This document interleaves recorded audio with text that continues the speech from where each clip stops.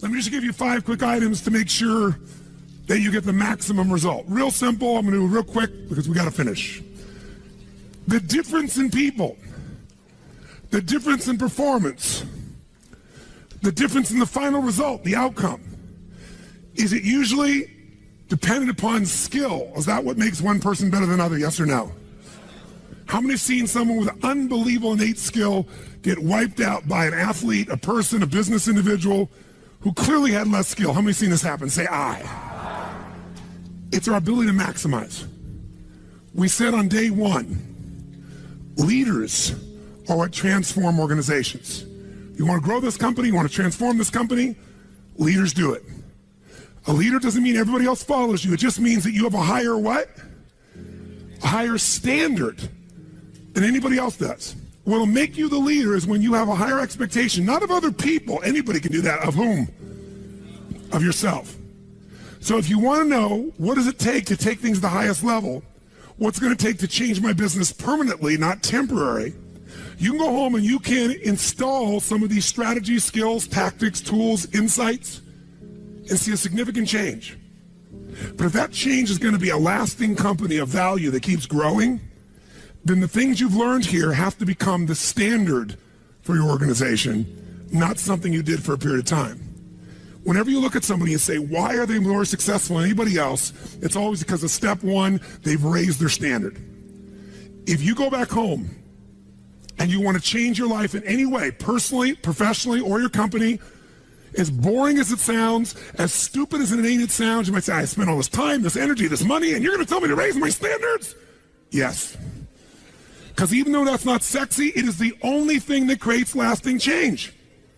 You can go on a diet and you can lose weight, but what will that person eventually do? They'll go where? Back, unless they raise their standard. Now that sounds so trite and stupid and positive thinky or old school, but the truth is it's the truth. So maybe I can language it in a way that's more compelling to you or more simple. What does it mean when we say raise our standards? It means you turn your shoulds into musts. The difference in people is that they turn their shoulds into musts. The things that you used to say I should do, you do your shoulds when it's convenient, when it's comfortable, when it goes your way. But when something is a must, not to other people, but a must to you, do you find the way to get it done, yes or no? So the difference in people is what's their must, or another word for that is what's their standard. Every person in this room right now, our bodies are a reflection of our physical standards. They are not a reflection of our desires. Most people have a desire for more energy or a better body or a stronger body or a more fit body. We don't get our goals, we get our musts. The ones that are the musts become how you are. And guess what? It shows up in your rituals. When it's a must, you have different rituals, different things you do consistently when you must have your body a certain way than you should or you'd like to or you ought to. How many thought I'm talking about here? Say aye. So whether we want it or not, the only way to change your body long term is change what the must is for you. Now, I'm not telling you what it should be. Who the hell am I? I'm just saying maybe it's time for you to take a look. Because many times you set the standard a long time ago, or you lost the standard completely because most of us base our standards by our environment. Who you spend time with is who you tend to become. So if everybody around you is gaining a little weight, or everybody around you is, constantly tired, after a while, even if you had high energy, you don't want to make fun of them or tease them or make them feel bad. So gradually, subconsciously, you lower your own standard just a little bit. And that little bit is that old metaphor, overused but true. You take a frog and put him in boiling water, what's it going to do? Jump right out. But if you put him in and turn the water up real slowly, over time, it'll boil to death. That's most people's lives, isn't it? And it's usually because you haven't remembered the power of who you spend time with. Who you spend time with is who you become. So one of the things that's great about this 5 days is you found people from all over the world who are all absolutely committed to go day and night, night and day, literally, sometimes with food, sometimes without, but whose standard was, I am here to maximize who I am, what I'm about, what I'm going to take home, what I'm going to create. That raises your game. Remember, play against somebody you're better than, your skills are going to go down. Play against somebody better than you, just to stay on the court, the game has to go up. Want to change your life? Raise your standard. Want to raise your standard the most? Get around where it's better. Surround yourself with people playing the game much higher than you are. So just to be around them, your game has to rise. That's part of what we try to do. When we come into a company, we create that by raising the standard amongst them. Or you got to do it by yourself, but you got to do it. How many agree with me on this? Say I. And it starts with whom? It starts with us. So raise the standard. I remember when I met Michael Jordan for the first time, and it was while he was still with the Bulls. And I asked him, I got a chance to do some coaching, a bunch of people, and then got introduced to him because of this. And I said, Michael, I said, how is it you do this?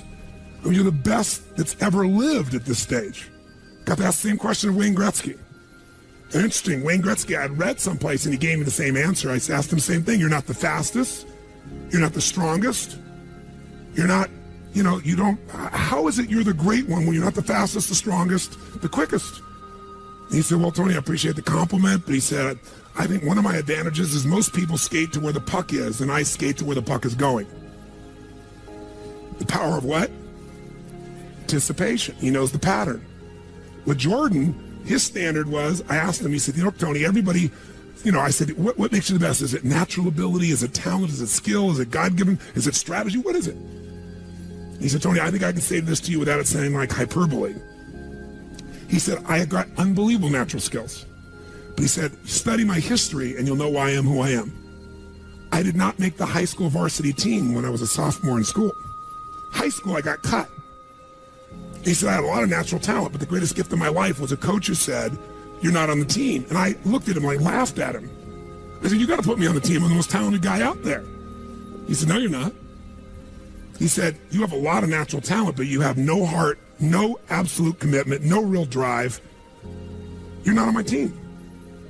And it just crushed him. And finally he negotiated and he said, look, you want to be on my team next year? Simple. Meet me every morning before school for a one-on-one practice, and I'll take this raw talent and I'll teach you discipline. I'll show you how to raise your standard. And if you show up the whole year, I'll guarantee you a spot next year. And if you don't, probably the same outcome's going to happen when you try out next year. He couldn't believe it. And guess what? Most people don't know. Michael Jordan got up every morning and drilled and drilled and drilled and didn't get to be on the team. And next year he was on the team, and he was not only good, he was great. Guess when his career exploded? When he lost again, championship to Detroit. And he was on the bus. He said he was crying in the back of the bus, physically crying, pissed off at all the other players that they hadn't done their job. And something inside of him snapped and realized, crying, whining, blaming everybody else is not the problem. I need to raise my... Because he realized that's what did it for him originally. And you know what he did that year? He lifted weights like never in his entire life. He decided he was going to dominate every person, every floor, every place, every spot in the country. He's going to be stronger than anybody. He practiced like he'd never practiced in his life. And oh, by the way, he won how many NBA championships? How many in a row? 3. Retired, came back and won how many in a row? 3. Never anybody in history would even dream of such a thing, especially after retirement. That's the power of raising your standard. But guess who he competes with? Michael told me one time, he goes, Tony, if I competed with other people, I wouldn't be who I am. He said, my competition is with the best I can be. They're trying to compete with me. That's why I beat them. Because they're competing with where I am. But I'm competing with where I can be. Think about that mindset. Think how your life would be different if you raised the standard of what you expected from yourself, not your people, yourself, to that level, how things could shift. It's all about changing your shoulds to musts.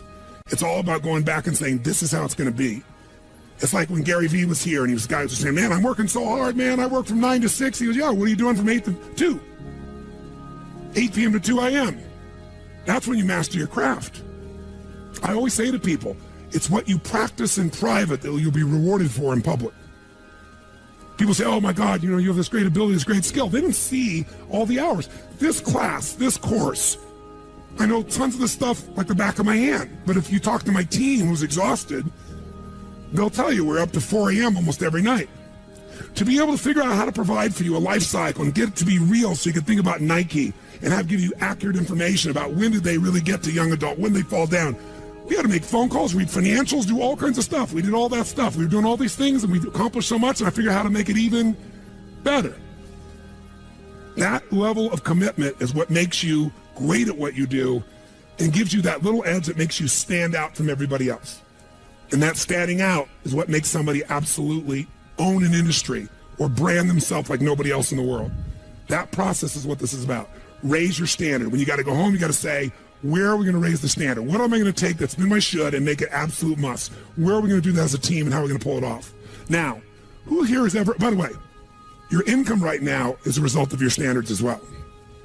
It's not the industry and it's not the economy. Who here is making more money today than you made 10 years ago? Let me see your hands.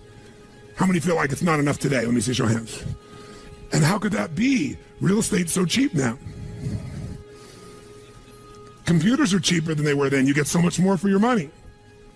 Because once you achieve a level, who knows what happens? You immediately, you close the gap, you create a new gap. That's because that's what makes us grow. Who's willing to go back to where you were 10 years ago? Not many. Some of you would be because it's gotten worse in the last 10 years for you. But the majority, there's no way. See, once you're fortunate enough, if you don't like cleaning house, once you're fortunate enough to have somebody clean your toilets, you will not be doing that again. Unless you like that. You'll find somebody who loves cleaning toilets and you'll pay them handsomely. Because now to go back and do that, once you've had the privilege of not having to do that, it's a different game. It's a gross metaphor, but who gets what I'm talking about here? Say I. Once you have a must, you find a way to get to it. Every one of you in this room is earning what you must earn, not a dime more. Don't get me wrong, you might have big goals, big desires, but it's not a must for you. Because even when the economy crunches, if it's a must, you will find the way. How many agree with me on this? Say I. See, when it was a must for me to get at one level, I did. I remember it was a must for me to finally make $1 million a year.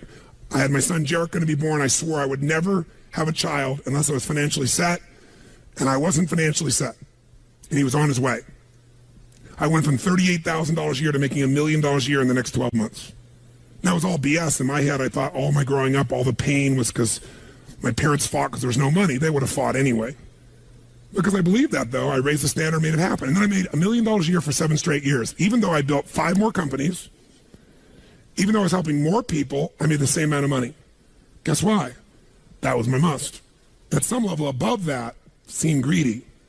Now, it wasn't like I had this incredible lifestyle. I owned a magical home. I had this place called the Del Mar Castle overlooking the ocean in Del Mar, California. But I was on the road, staying at the Ramada Inn in Milwaukee with shag carpeting and smelly, dead animals on the wall on my birthday. And my maid, she's back at home in the castle going, "Oh, Mr. Robbins, happy birthday. Oh, I can't help thanking you. It's so wonderful. Oh, Mr. Robbins, it's so beautiful here. I was sitting out in the jacuzzi overlooking the ocean. Oh, yes. Oh, I've lost 22 pounds. I can't tell you. It's been so amazing. I get on your Stairmaster and I watch Oprah. I love your gym, Mr. Robbins." And I'm thinking, she's got a multi-million-dollar lifestyle. How many can relate to this in some way, right? So I went from 38,000 to $1 million because I changed my income. It became an absolute what? It was nothing about money. It was about growing.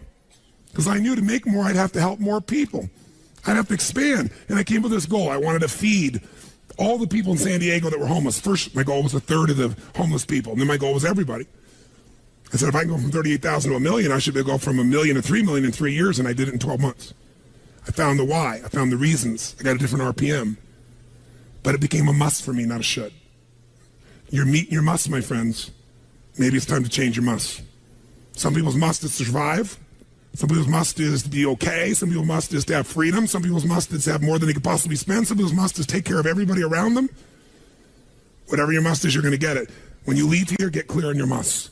Or raise your what? Step 2, real fast. I'm going to do it real fast. Who here's ever raised the standard and you get out there and you go, I'm going to go do this. And I'm committed. I'm going to change this. I'm going to make that happen. I'm going to lose 50 pounds. I'm going to take my company to the next level. And you're all excited.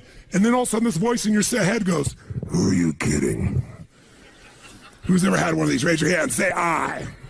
So once you raise your standard, you got to get certainty behind it. You can sustain it. And that means you got to change your limiting beliefs. You got to change your limiting beliefs. And who has limiting beliefs, by the way? Who? Everyone does. So you got to become aware of it and you got to destroy it. Now, how to do that? Honestly, if you've been to the UPW, you know how. If you haven't, come join me in San Jose or someplace else. And who has limiting beliefs, by the way? Who? Everyone does. So you got to become aware of it and you got to destroy it. Now, how to do that? Honestly, if you've been to the UPW, you know how. If you haven't, come join me in San Jose or someplace else and come through the experience.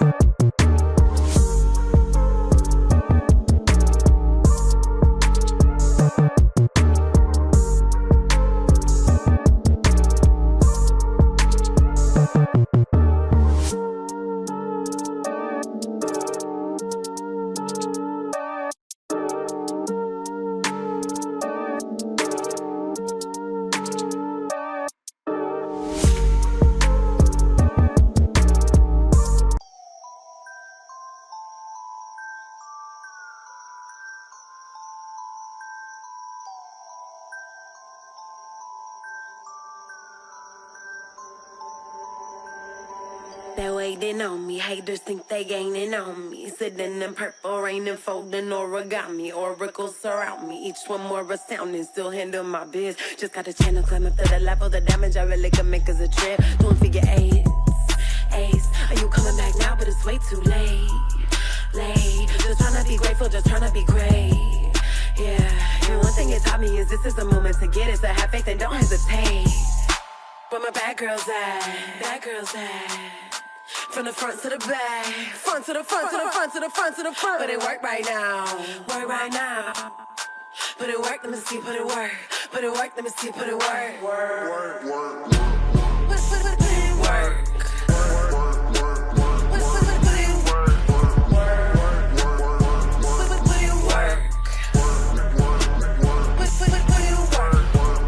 Never land, never let my feet touch the floor. I just flow in my zone, you can't touch us though. Keep it moving, UFO, I just got to go. I can't touch the floor. Take that, break that with a bit. When you change your limiting belief, everything changes. Because as you believe, so is it done unto you. If you believe you're right, or you believe you're wrong, you're right. Because whatever you're certain about, you find a way to support it. I always teach people to exercise. Try this. And if you know it, do it fresh. Look in this room real fast for everything that's brown in this room. I'm going to give you a test. What's brown? Quick, look for brown, look for brown, look for brown. Brown hair, brown clothing, brown. Close your eyes. Tell me everything you saw in this room that's red. Raise your hand if you see more brown in your head than red and say I. Open your eyes. Now look for red, look for red, look for red, look for red, look for red, look for red. Look everywhere for red, look for red. Raise your hand if you found more red this time. Raise your hand, say I. Why? Because you're looking for it. Because whatever you focus on, you'll find. In fact, you'll find stuff that's not there. How many saw beige, called it brown just to feel successful? How many saw burgundy, called it red just to feel successful? See, once you believe something is a certain way, out of your need for certainty, you'll change things to meet that belief. Let me show you in 2 seconds flat why the rich get richer and the poor get poorer. I call it the success cycle. Real fast. Draw yourself 4 squares, put them up on the screen here. You'll see, as I do this, take a quick look.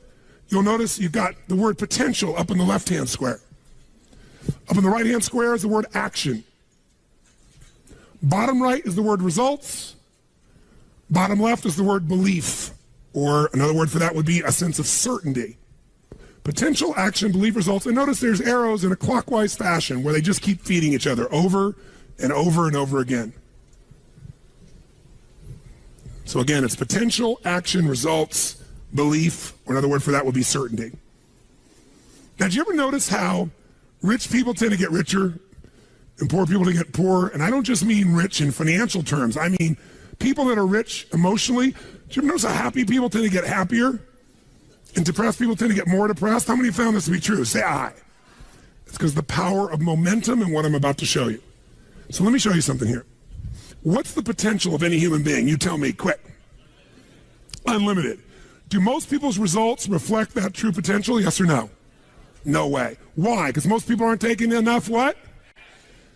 But is it possible to take a lot of action and still get lousy results? What if you got a salesman that works for you and they walk out and they knock on 100 doors and they say, you wouldn't want to buy anything from me, would you? Or they don't say that verbally, but they say it non-verbally. Is that going to affect their results? Yes or no? So it's not enough even to take enough action, because when we believe it's not going to work or we're uncertain, does that affect how much of our potential we tap? Yes or no? See, if you don't think it's going to work, you're not going to put out a bunch of your energy when you think it's going to fail. And by the way, when you're not sure, you tap little potential. Do you take little or a lot of action? When you're not sure, when you think it's not going to work, do you take massive action or little action? Now, when you take little potential with little action, what kind of results do you get? Little lousy results. And when you get lousy results, what does that do to your belief?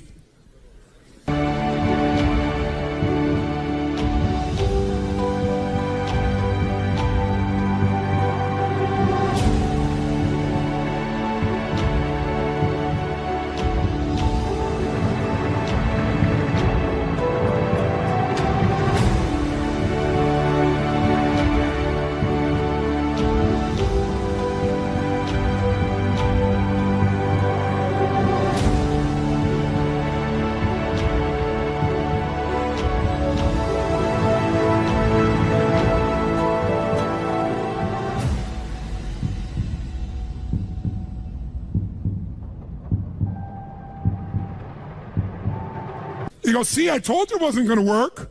Told you it was a waste of time. And then, by the way, when you have less belief, how much more potential do you take? More or less? If it's possible, you tap less potential, more or less action. Less. And what happens to your results? They get even what? And now they got worse results. What's that do to your belief? And by the way, now you see the current economy. Isn't it true? Everybody out there is going, oh my God, the results are so bad, it's going to get worse in the future, so I better pull in my horns, there's less potential, so I'm not going to push as hard. I'm not going to take much action. Oh my God, I'm getting lousy results with little potential action. Oh my God, it's going to get worse. That's what creates a recession, depression, whatever you want to call it. How do you change that? By the way, can it work the opposite direction?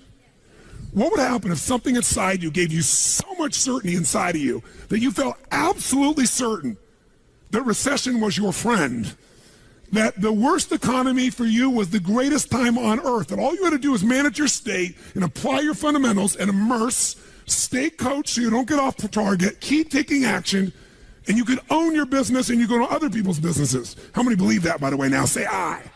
When you have that kind of certainty, are you going to use more of your potential when you go home or less? Which one, my friends? Are you going to take less or more action? When you are certain and you use lots of your potential with massive action, what kind of results do you get? Massive action gets massive results. What kind of belief do you get now when you get better results? You go home, you use your core story. You go home and you take one of these techniques, you get a different response. You go home and you stimulate a new source of profit or income. You go home and you add a service. You go home and do anything.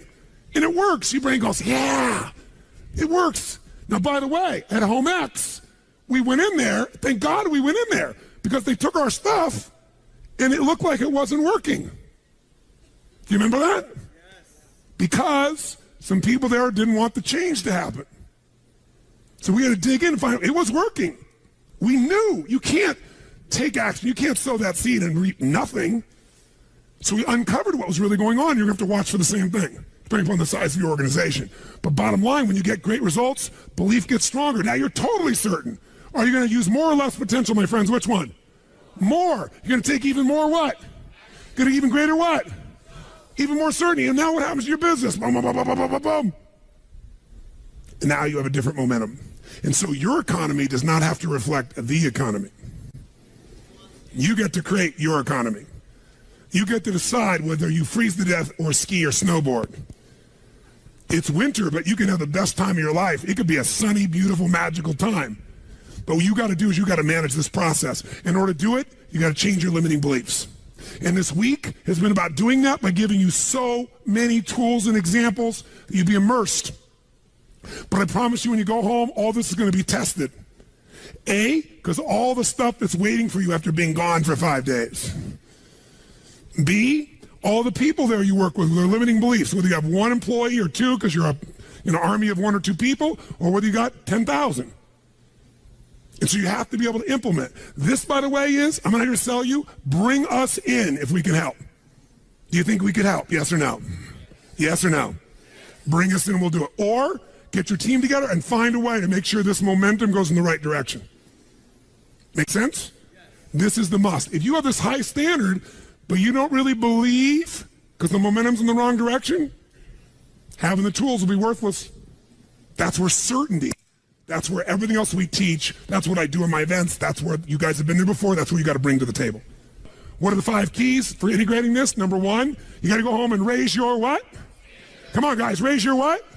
Which means turn your shoulds into. Step number 2, you got to go out and change your limiting what? Find anything that's limiting you and destroy it. What's the fastest way to destroy it? You can do it very quickly by producing the results in your mind over and over again. Or, why do you think I get people to walk on fire? Because they think it's impossible. When they walk in this fire, mentally you might say, oh, I can do it. But when they get in front of that fire and it's 2,000 degrees burning hot coals, it gets their full attention. And suddenly they have a state change. And when you get yourself in a state where you can storm through fire, it's not about fire walking. The state you're in to get yourself to walk across fire is the metaphor for anything that used to stop you, the fire of your life.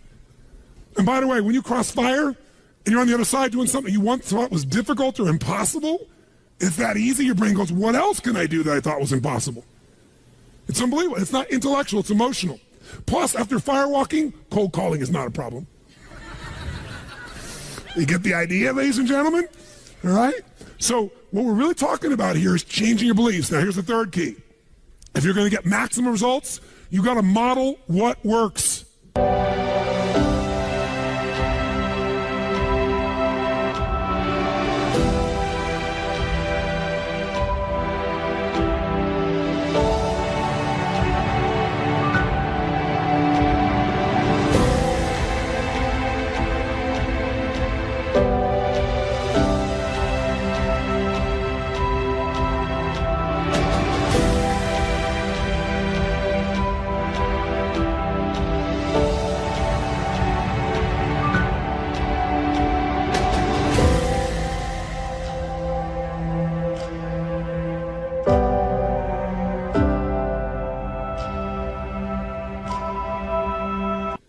We brought you for 5 days and nights here, models of what works. Go back and get them.